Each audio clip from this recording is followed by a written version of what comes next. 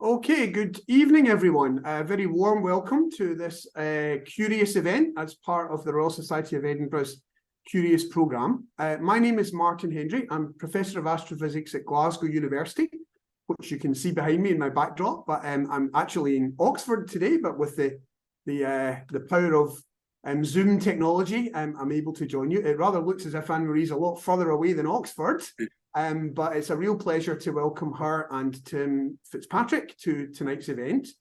Just before I introduce them a little bit more, let me say just a few words about RSE and Curious. So the Royal Society of Edinburgh is Scotland's national academy, and it consists of the very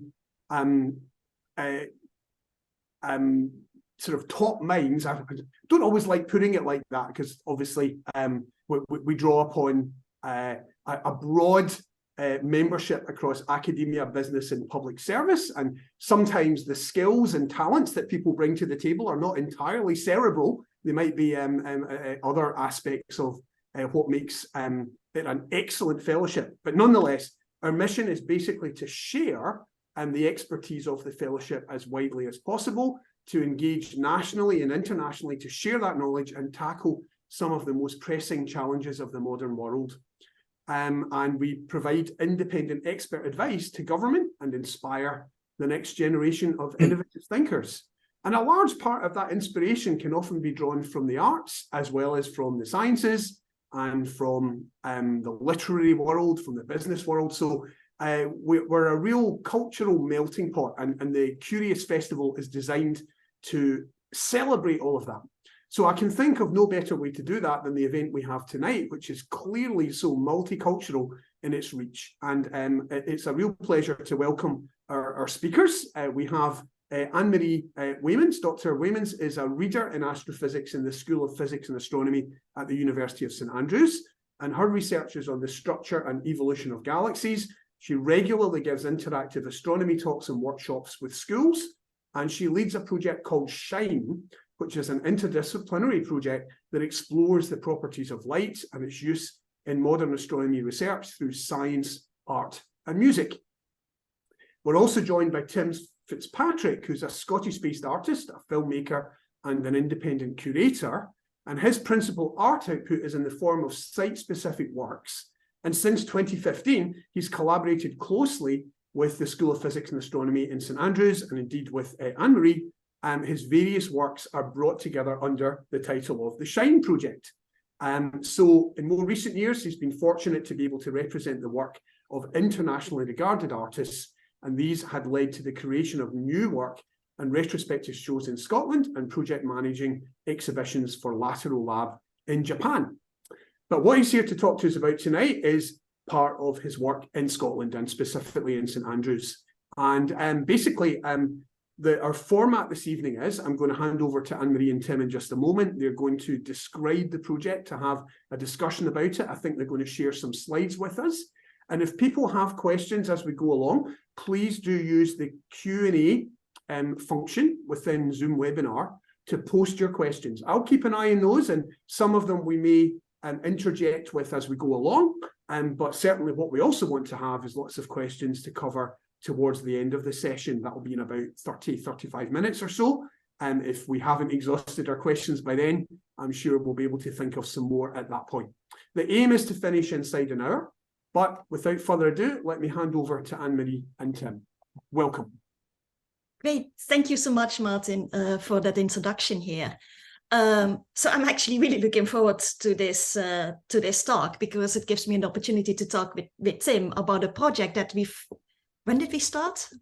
2004? We actually first started working on it in 2014. So yeah. Next year is a 10-year marker. Oh, we should actually do something for that. Well, I think so. We'll figure that out. Okay. So Tim and I have come up with a bit of a structure for this talk, but as Martin said, if you have any questions, please put them in the Q&A, and Martin will bring those up where they fit in the story. I have some slides that mostly Tim actually put together, and that will show a little bit of the work that we've been doing. And I think we decided that we just wanted to maybe say first a little bit where Shine and the project that we've been working on is coming from. And I think Shine actually started in 2013. And that was me. You will recognize at least two people, I think, here on this picture, which was taken in 2015. But you will also see there is a third person there, and that is our third member of Shine, Bede Williams, who's the head of instrumentation in the music center, the Laidlaw Music Center here in St. Andrews. And I think Bede is actually the person who brought us together, because my idea as an astronomer who also loves music is International Year of Light was coming up, and very simplistic in my head, it was like, light is a wave, okay, sometimes a particle, but also a wave. Sound is a wave. We should do something. And I started talking with Bede about that. And we came up with something we could do. But Bede really was, we need someone else. We have music and science between us. We also should get some art involved.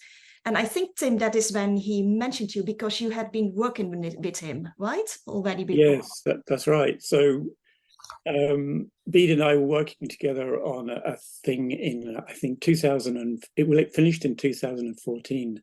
And in fact, if we go to the next slide, so we won't stay on this for too long, but this is work that I was doing in the kind of years leading up to the Shine project. And I'm sort of, there are 2 points to raise with these pictures here, really, in that a lot of my work was using light and color, both in terms of, artificial lighting and the materials I was using. And it just so happened that Bede and I got together on a project in Glasgow Cathedral. So it was kind of those kind of big public spaces that I was used to using and doing site-specific work. And it's then that Bede mentioned to me that there was this project coming up, and that's how Anne-Marie and I met and began the International Year of Light, the Shine project. Just while we're on these three images, there's one other thing, and this is something that might crop up later on, I suspect, and it's the whole theme of collaboration. And from my point of view, collaboration has always been a really big feature in my work, and I'm hard pressed to think of anything where I haven't actually collaborated with a musician or a writer or a filmmaker, and obviously now an astronomer. And the feeling I get from that is that it's so much more than the sum of the parts. It kind of, the ideas multiply sort of exponentially, and so yeah, the work that I was doing previously was always bringing me into contact with people from other spheres and other areas, and that's something that I enjoy so much. And in terms of these pictures, just the last thing to say here, that the color is the thing that, if we have a look at the next slide, Anne-Marie, that's how the work got started for me, in that this is, Anne-Marie will explain this, and many of you will know that what this is. Some of you won't, but it's the starting point for my collaboration with Anne-Marie. And in a way, everything that's followed on from that right up until now, almost 10 years later, it's still very much connected to this very simple image. And before I dive into this image, because this is Tim's slide to allow me to talk astrophysics, which I love doing, I should actually point out what I find really interesting, and I only just realized, Tim, is when you said, like, when we started this project, you were used to doing collaborations with interdisciplinary. I think actually for me, this was the first project that I did something with people outside of astronomy. As an astronomer, we often work in large teams because telescopes are expensive and we work together to get our data. And I was very used to that, but I don't think before this project started, I had worked with a musician or an artist or actually anyone outside of astronomy before. And what I also liked is we haven't actually said yet what our mission or goal was for SHINE, what we wanted to do was really explore the properties of light. And I put always an extra sentence in there, explore the properties of light and its use in astronomical research. But what I really liked about our collaboration idea was that I was very much used to coming from that from a scientific angle, as in I'm a scientist, this is how I use light in my research, but that we also put other angles in there to approach that. You can also look at light from an artistic perspective or from a music perspective, and that opens things up, right? It gives you more ways to interact or to learn or to explore a topic, I think. Absolutely, yeah. I mean, I imagine that this kind of collaboration just feels much more kind of natural and normal now, and kind of, you know, what why weren't you doing it earlier kind of thing. Yeah. But yeah, you just went with it, I think. But yeah, so we haven't mentioned yet, this is the emission spectrum for hydrogen. So shall I, Anne-Marie, do you want to help me out there, or shall we talk a little bit about emission spectra and spectroscopy in general? Yeah, shall I go for my science angle and then you follow up? Yeah, sure. That next. Yeah.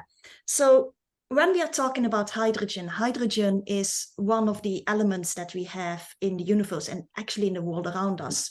For people who are maybe less familiar with the word element, it's basically things like oxygen, carbon, really, really basic parts of matter.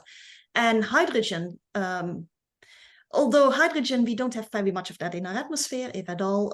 It's also part of water in H2O. The H is the hydrogen there. And most of the universe is made of hydrogen.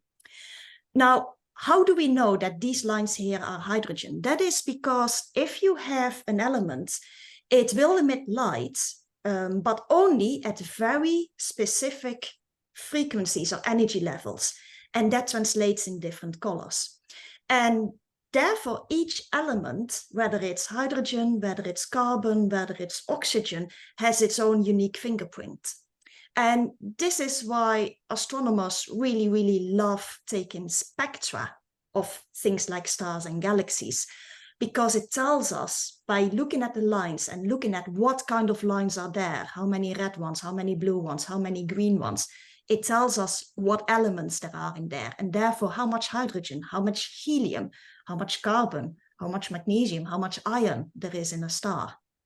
And I suddenly realized that I used another jargon word here, which is spectrum. And I should maybe also clarify what that is for people who are less familiar with that. Well, first of all, you're all familiar with the spectrum, because I am pretty sure that all of you at some point have seen a rainbow. And especially for those of you who call in for Scotland, where we often have this weather where it's raining and the sun is shining and we're not quite sure what's happening, but the rainbow is there. And the rainbow is the sunlight, and the sunlight gets split into its different colors because of the droplets of water that are in the air. That is basically what a spectrum is. And you can very easily actually make your own spectrum in your house if you still have some of those old-fashioned CDs around and just play a little bit around with them. You will make a spectrum. And astronomers use some fancy type of CD, I should say, a grating in their telescopes to make these kind of spectra. But I feel like I'm rambling here. But the takeaway message is basically a spectrum is light that is taken apart in all its different colors. And if an astronomer looks at a spectrum and sees what colors, what kind of lines there are there, they will know what kind of elements or what that star is made of. Thanks, Anne-Marie. So yeah, just to add to that, and we can move on to the next slide. If folk can imagine, these are the discussions that Anne-Marie and I are having on day one, because that was my question. I mean, basically coming from where I came from, and with my connection to astronomy, which was pretty much zero, especially the science of astronomy. You know, my first question is, what does an astronomer do? And you realize that the answer to that question isn't what you expect, and that is looking through a telescope. There's pretty much none of that. But this is the artwork that concluded that year of International Year of Light. And the thing that really struck me about these emission spectra, so here we have a piece which, if we move on to the next slide, we'll see some scale. And you can see that the disc in the center, which we'll talk about in a minute, is about 1 meter across. But surrounding the disc are pretty much, well, in fact, they were all of the known elements of the universe represented in their spectra. And it seemed really appropriate to me that the art was already there, and I just needed to frame it and put it on the wall. It's almost, you might call this found art. I mean, hopefully it's a bit more interesting, or no, I won't talk about the urinal in 1917. But yes, it is basically, it's taking something and saying, I declare this to be a piece of art, which is what I did with all of these emission spectra from elements of the known universe. And basically, the thing that struck me most of all about this was that you could see it, you could think of it as the universe describing itself in extraordinary patterns of colored light. I mean, obviously, we only see a small portion of the whole spectrum of light, if you like, electromagnetic radiation.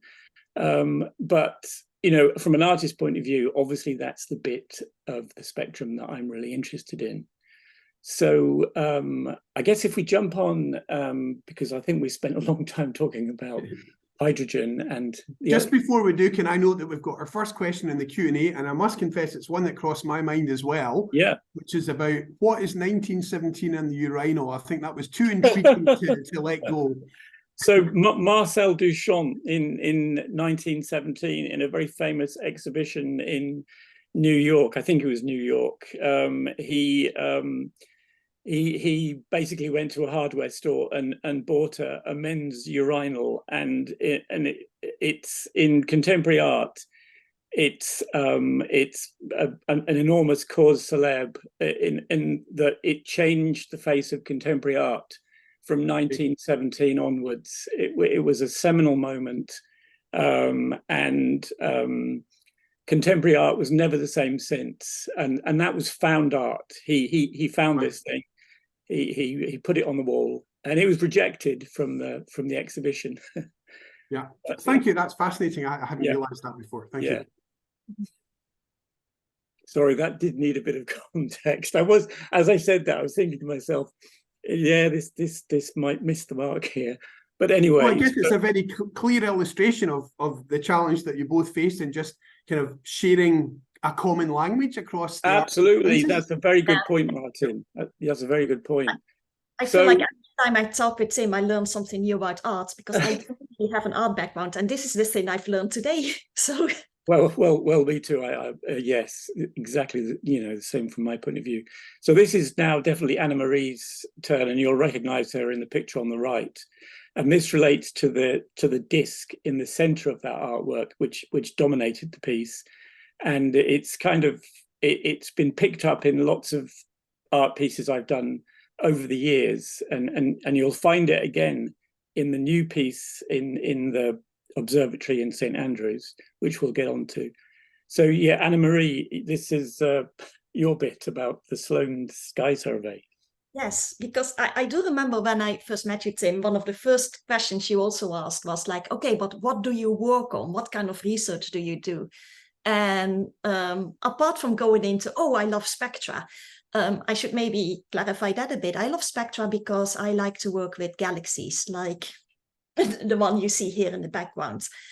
And what I was working on at that moment, that was in 2014, that was a new survey that had just started. We astronomers are really good with acronyms. But it's called MANGA, Mapping Nearby Galaxies at Apache Point Observatory, and it was part of the Sloan Digital Sky Survey. And if we have any people here who sometimes look into astronomy, they may have heard about the Sloan Digital Sky Survey, because this survey has been going on for almost 25 years, but they were also one of the first surveys that made all their data, all their images of galaxies, stars, quasars publicly available, so people could look at them. And they were also used, for instance, in Galaxy Zoo. So they really had a big reach. And Sloan was taking spectra, but they did that in, well, they had to be very efficient because they wanted to observe a lot of stars and galaxies. So they did that with using these plates. And what you see here is the Sloan telescope. That's a 2.5 meter telescope in New Mexico at Apache Point Observatory in the US. And the way that they designed their survey in a really efficient way is that every night a few of these plates are attached to the telescope, and the light, and I'm not actually sure if you can really see that. Oh, you can see that better in the previous slide. You see that there are lots of holes in there. Those holes have been drilled there at micrometer precision so that they line up with the stars and galaxies on the sky. But keep in mind, we are not interested that much in their images. We're interested in their spectra. So we need to catch the light and lead it to a spectrograph. And to do that, during the day, there were people on site whose job it was to plug optical fibers into those plates. And there are 1,000 holes in those plates. And there are about, if you have a good night, you can observe 8 plates. So that was a lot of fibers to plug. And I was so lucky I got to visit Apache Point Observatory. And the pluggers, the people who plug the plates during the day, were so kind to allow me to try to plug a plate myself. Yeah, there are markings on there that tell you where to plug a fiber. I had fun with it. It was a bit tough. And I will say that at some point they told me, oh, that was great, Anne-Marie. We do need to finish this plate before we start observing. So can you just step back and let someone else take over? And they were so fast with it, a lot faster than me. But those plates really became kind of a symbol because they were used all over Sloan. We don't use them anymore in Sloan. We're now using robots. That's a whole different story for a different talk. But these plates, once they are observed on the sky, what do you do with them? At that point, they've served their purpose and they're basically scrap metal, which is kind of a sad end for a plate. So what Sloan decided to do at some point was to give those plates away to schools, to musea, for educational purposes. So some schools will have a Sloan plate and some activities, and they can be used to talk about astronomy and learn about the scales in the universe. So that is where Sloan plates are ending up now. I have two of them as well. Yeah, I was going to say, unless they end up with an artist like Tim, and then a completely different thing can happen with them, as you saw in that artwork. So yes, so here's the telescope with a lovely clear sky above it at Apache Point. So in fact, I think if we whiz along a little bit now, Anne-Marie, because I've just looked at the time and I'm so I'm going to briefly talk about the next 3 slides, and they're all just pieces of art that I've made between then, so after the end of International Year of Light, and at some point Anne-Marie will give you a little bit of an explanation as to why we've kept going up until now, and the observatory project now. So there's 5 pieces there. There's 2 works on paper which are on the top left and top center.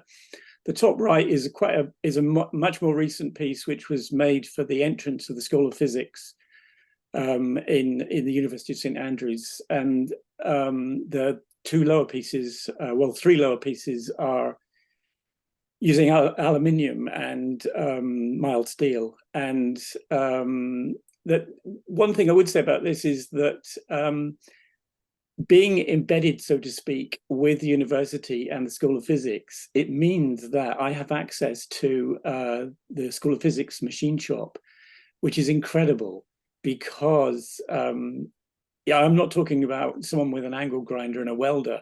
This is incredible computer-controlled milling and cutting machines, any materials you like. So it's fantastic to be able to give them drawings where we end up with these, particularly the piece on the top right, the machining for those pieces. So these are all anodized aluminium, and I love the colors that anodizing achieves. It's so rich, and so so incredibly strong. It's lovely to see this, you know, up close and firsthand, and it's always really exciting when the aluminium has come back from the anodizers, and I'm kind of excitingly ripping off the paper to see what the colors are going to be like.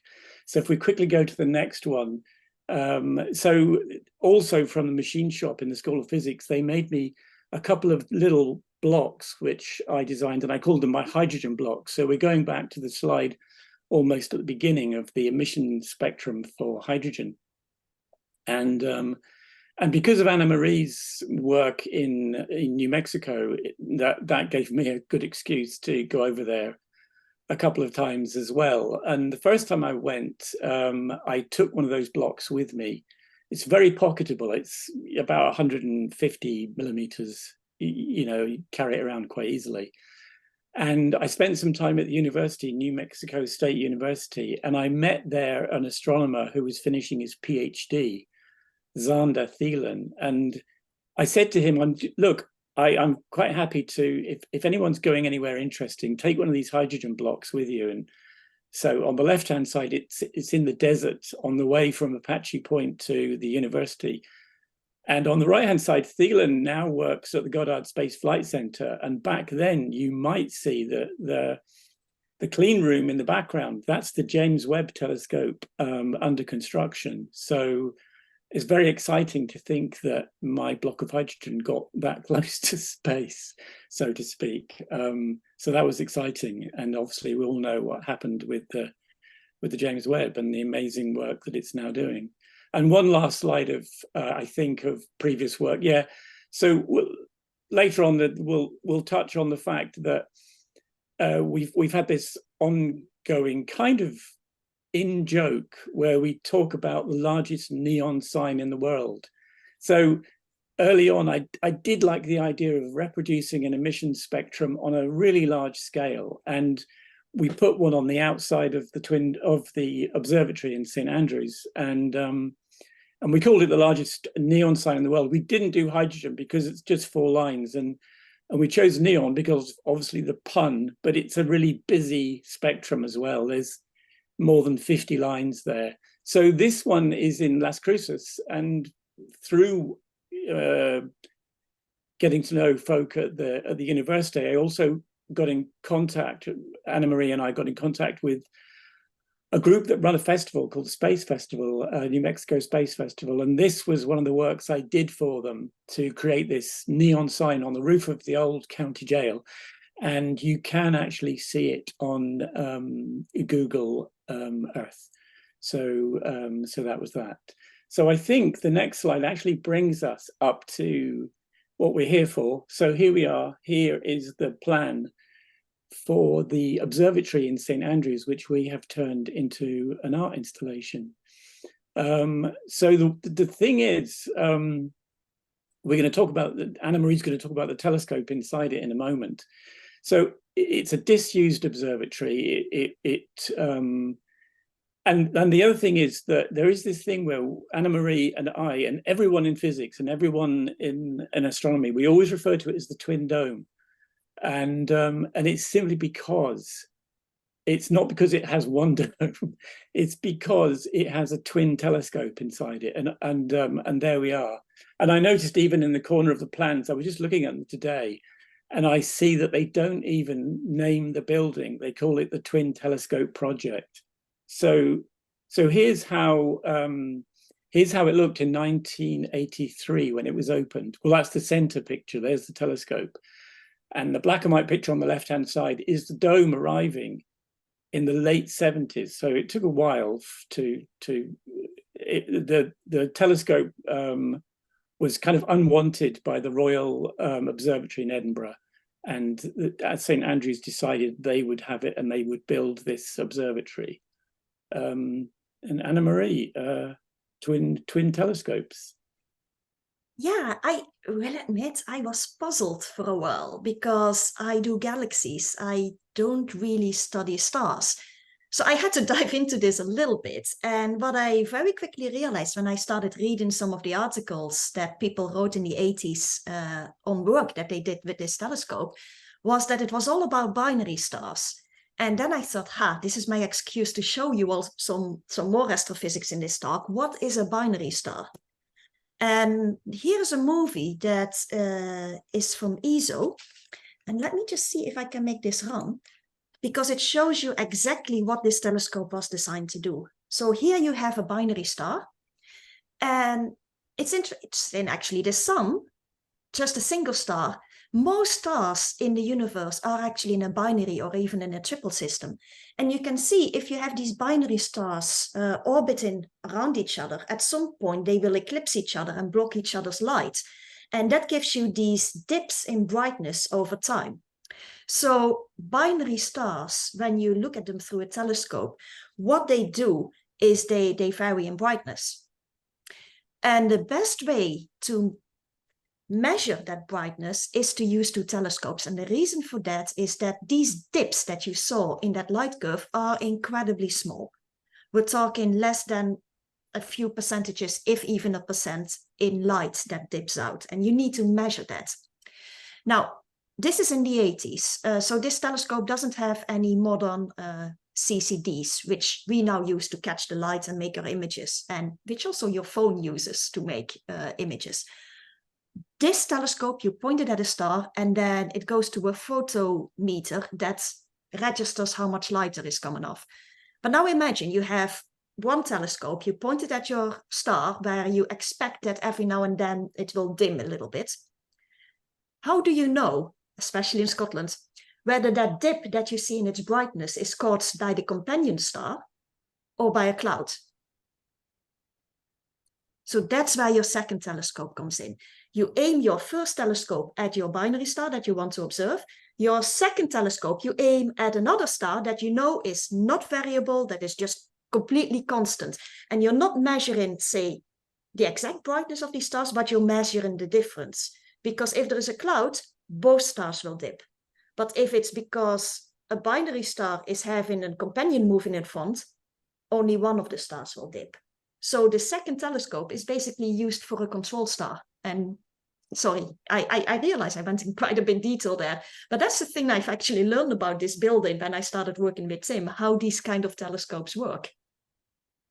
So thanks, Anne-Marie. I mean, that's how it looked in the 80s. And sad to say that I'm sure that I've read that the telescope did some good work, some good science, but unfortunately, it kept breaking down, and eventually no one was interested in using it. And I think it was cannibalized. And then after just 9 years, so in the early 90s, this was no longer a working observatory. And basically, so between then and us using it now, it's kind of been a dumping ground. And in fact, I remember when Anne-Marie and I were both looking for a place to show the first artwork that we made, that we showed you at the beginning. We were walking around the observatory buildings. There are several observatory buildings, and with the director of the observatory, Alex Schultz, and I remember looking over at the Twin Dome, which is really quite small compared to the others, and saying, "What about that building, Alex?" And he said, "You definitely don't want to look in there." And for me as an artist, I immediately thought, well, now that you said that, I definitely do. But we didn't, and but eventually we have found a way to make it work. And so if we just skip on a couple of, or 2 or 3 slides. Let's move it forward. I should also say that even if that telescope had remained in its dome right now, we wouldn't use it anymore, because nowadays this kind of research with binary stars that it was used for and famous for just happens with these CCDs. All the stars, you get lots of stars on one plate. It was just because that wasn't available at that time that you needed your 2 telescopes. So here it was a few years ago. It doesn't quite look like that anymore, and you can see it has the neon sign that I was talking about. In fact, I took this picture during lockdown, I think in February of 2020. And if anyone's interested, if you go onto Google Earth, I did actually make a 360, and so you'll find that, and you'll be able to look how snowy it was all around from that point of view. So that's the James Gregory telescope. Very impressive, very large telescope, straight in the middle of the picture, and the twin dome to the left there. So if we move on to the next one, this is what we're beginning to. I one more neon sign. So this so the New Mexico one was version number 2. The one you've just seen was the original version. And this, I think, was September of 2019. Yeah. And we had hundreds of students helping us to make a 100-meter neon sign. And the Twin Dome and the other observatory buildings, they're just off to the left. So these are the playing fields that surround the observatory buildings in St. Andrews. So there's the last. And maybe we'll do the thing about that neon sign is that it occurs to me that every time we do a new version, it's on a scale of 10. So I dread to think how colossal the next biggest neon sign is going to be. I also have to hold my hand up here, as in I'm a bit guilty of that. I noticed online that New Mexico, the Space Festival, had tweeted that they had the largest neon sign in the world now. And I felt, as someone who is in St. Andrews, as in, no, we had the one on our dome originally. I suppose they need to use the word permanent. And so we came up, I pushed this a little bit, I guess. I was like, Tim, can we make a bigger one? And this is we should. We should take it back again, take it back to Scotland. So here we are, and this is a critical moment in the life of this observatory, because you will see, and astronomers, hold your breath here, we've put a window in the dome. So it's a really big moment. There's a technician, Chris Watson, who he's amazing. Alex, the director, and I talked about maybe we should. I said I would like to put a window for this, to do this project, and then about 2 days later, Alex said, "Oh yeah, Chris overheard we wanted a window, and he's put a window in it." So he really moves fast, and it's amazing. So this is how this project happened, simply because of that window, and you see the effect on the other side there. So it's critical in that suddenly this building, for which was designed for one purpose, one solitary purpose, to look at the stars, suddenly it's kind of inverted, and now it's to allow in the sunlight. So the window is pointing eastwards. I kind of originally thought I wanted a south-facing window, because I wanted this art installation to kind of be at its best on the solstice, and but we can't turn the dome, so it faces perfectly due east, which actually is a pretty good position. So if we go on to the next slide, we'll see how things started to change. So the neon sign is gone, and that's me starting to create a design on the exterior. And inside it, we mirrored the inside of the shutter section, principally because I wanted more light, to put even more light into the space. And we've given it a beautiful coat of white paint as well. So I think if we rush on to the next one. If I can just interject here, as an astronomer who has spent quite a bit of time in telescope domes, where you try to keep everything as dark as possible. When I saw that window and the mirrors, I did have a moment where I went like, oh, yeah. It's not observing the stars anymore. This is fine. And I'm very happy in the end with how it turned out. But it was a moment, I will say. Yeah, it was it's really kind of an amazing moment in the life of that building, because it marks the end of its life as an observatory. But the thing I quite like, I mean, I won't ask you to go back to the slide, but on the drawing of the plans, the language in the circular area, which is where the artwork is, it is called the observing room. So and actually the control room is where I create a lot of the stuff, and so the language kind of still seems to fit quite well. So still yeah. is sort of an observatory. Yeah, absolutely. So there are two images there of the interior. That's I suppose that's the main. That's you're looking at almost 180 degrees of wall on the left-hand side, and these are pieces of acrylic which are suspended on incredibly thin pieces of wire, and they float about 200 millimeters away from the background. And so there's two things going on here. There's the kind of floating quality, and that they have different levels of allowing light to pass through. Some are more obscured than others. So you get these darker or lighter shadows. And because there's often a bit of a breeze just gently coming into the door on the right-hand side, there's a tiny bit of movement as well. And it's quite, I've spent quite a lot of time in this space, and it can be quite mesmerizing. The other thing is that it's in a kind of a V shape because the sun hits the wall on the left-hand side at 8 o'clock in the morning.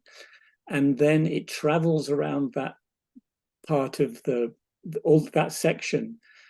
But as the sun travels from 8 o'clock till about noon, obviously it's rising in the sky, so the light is dipping down to the center. But then the distance between the window where the light is coming in and the wall starts to shorten critically, and therefore the illumination starts to rise up. So obviously you don't see that when you visit you may see the sun at a certain place on the wall. But what I have been doing, and you'll see later on, is doing quite a lot of time-lapse photography. So I've managed to save that moment of how the sun progresses around the wall. There we are. Yes, well done. And so in the opening, when we opened at the solstice, that was a thing we didn't have. But now that I've extensively photographed it, we're adding little screens around the wall, which will show you, amongst other things, that movement of the sun around you can see it there in the background, in the out of focus background. And I think there's a couple more slides left. I feel like you should talk about the flowers, because that was another moment where we were talking about the project, and I actually don't anymore know where the inspiration came from that we should make a flower bed around the dome. Yeah, I suppose from my point of view, the whole thing was always about a kind of, it was meant to be immersive. So it really is completely immersed in these amazing colors. And it's as if because I think in our title for the exhibition, we talk about the memory of the telescope, and there is that idea that the building carries this echo or memory of the telescope that once stood there. But my thinking of how we remember it is in terms of almost inhabiting the telescope and the colors of the telescope. Because when I think of telescopes, I think of spectroscopy and color rather than forms and swirls of galaxies, etc. And it's just because that's all, as you know, Anne-Marie, that's always been my approach. It's from day one, it's, oh, what are these emission spectra? These look interesting. So, and I suppose, you know, in the earlier slides, we showed how the work had progressed in those kind of years between then and now. And now it's like going really fully color. And I suppose that the flowers are, it's, if we think of color in our day-to-day experience, the kind of flowers are the most kind of obvious thought of, you know, making a wonderful arrangement of flowers in a garden or in a vase. But also you get this kind of, these amazing random patterns. So the wall there, on the wall, there's a sense of, there's a kind of order, and the flowers, there's this amazing disorder. So in some of those pictures, I'm curious. I like the juxtaposition of the kind of disordered patterns in front of these blocky patterns behind. Yeah, and I will also say that it has actually been a real pleasure. We started this project 8 years ago, and whenever we talk and we come up with new things to do, because it seems originally we thought this was just going to be a one-off project for the International Year of Light, but it seems that we just keep getting inspired and we keep getting more ideas. And I just find it really, really fun to see how we get more and more ideas in the work that we do.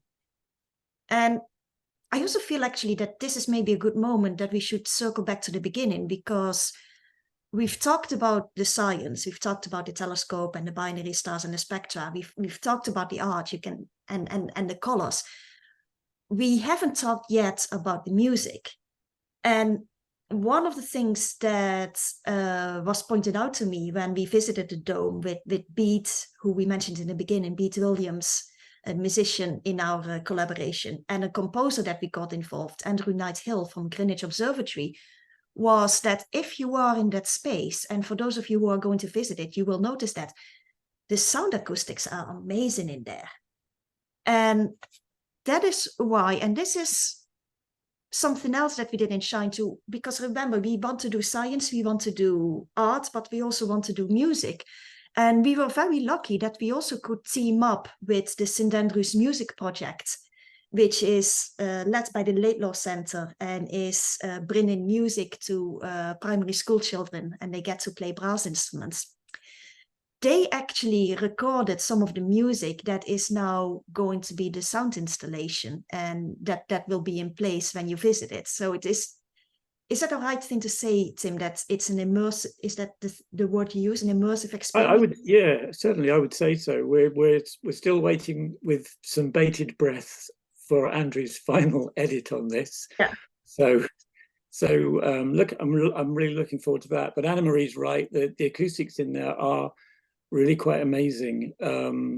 There are some spots which we've avoided where the acoustic is utterly horrible, and that is if you stand absolutely in the center, your voice seems to be cancelled out. It's quite amazing. But anyway, we've spent some time putting an audio system in there, and the acoustics are great. And just one last thought on the flowers, which we do have plans that we will eventually surround the twin dome. So if you look at the picture on the top right, they're only sort of fairly freshly planted, and they've really risen up quite a lot since then. I guess the picture in the middle, at the top in the middle, is a good idea of how much they've grown.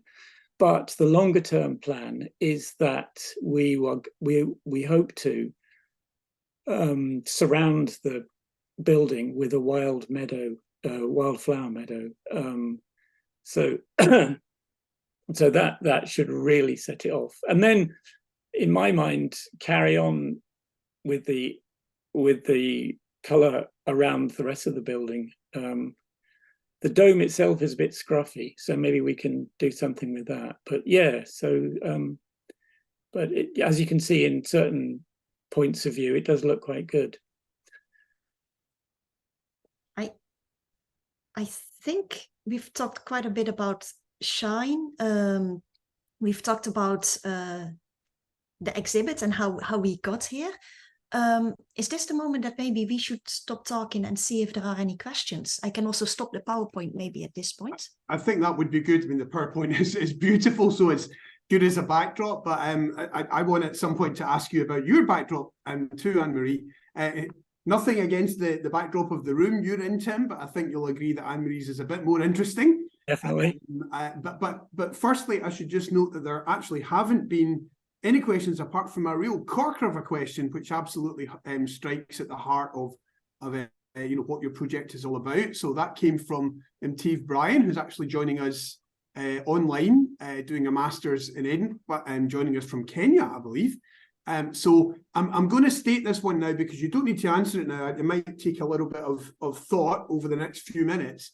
and it's also to just create the space. If anyone else wants to start typing a question, they can do, of course. But Brian's question is basically this. It's how has the integration of art in the observatory setting enhanced or transformed our understanding and experience of the universe?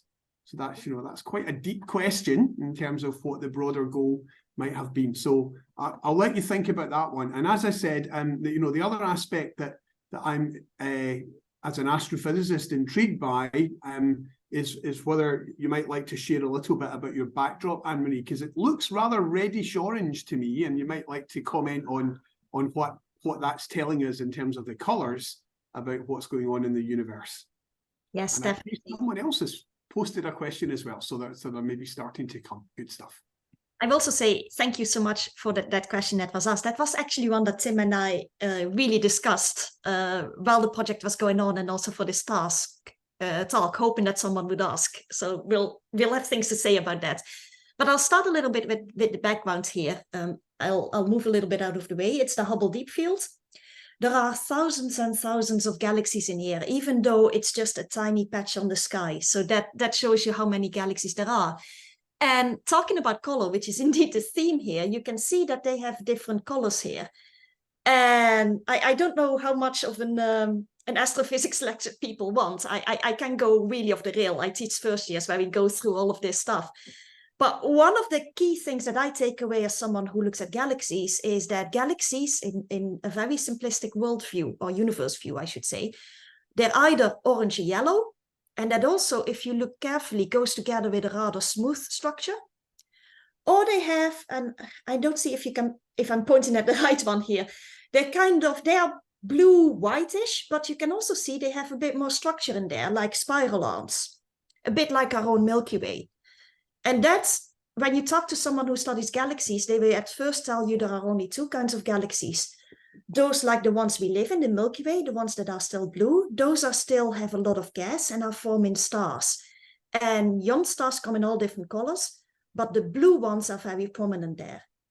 But when time ticks on, and this is going to sound a bit sad, but the blue stars are also the biggest stars, and they burn through their fuel really quickly, so they're the first ones to go. Let's just put it like that.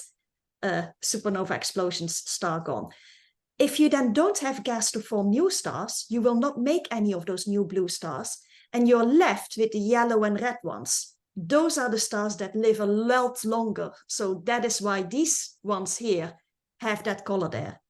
And just for reassurance here, for those of you who are now thinking as in, oh, wait a minute, our own star is yellow, we still have 4.5 billion years to go. We don't have a blue star, so we're good for a while. Fantastic, Anne-Marie. Unfortunately, we don't have 4.5 billion years in our curious talk this evening, however. We're almost out of time. But what I'd like to do now is there's a question for Tim that was posed by Jane Dykstra, and then perhaps we'll come back to both of you for a few brief remarks about that fantastic question from Inteve Brian. So Jane's question, Tim, is, do you expect to produce any artwork inspired by the pictures taken by the James Webb Telescope?